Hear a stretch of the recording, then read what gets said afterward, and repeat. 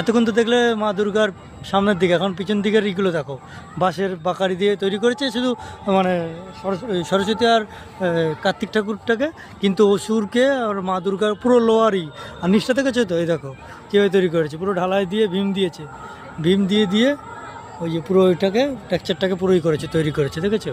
তারপরে তৈরি করেছে, এটা পুরো লোয়ার, যে ঝড় বৃষ্টি কোনো কিছুতে কিছু করতে পারবে না, বুঝেছো?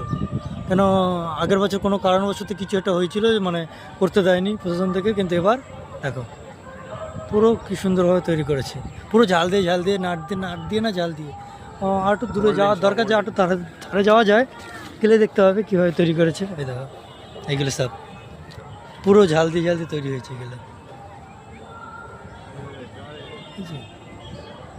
ওই যে মা দুর্গার পুরো ভিডিওটা দেখালাম তোমাদেরকে, দেখো এই যে পিছনে সৌন্দর্যটা, ভিউটা দেখেছি তো, সুন্দর ভিউটা এই যে।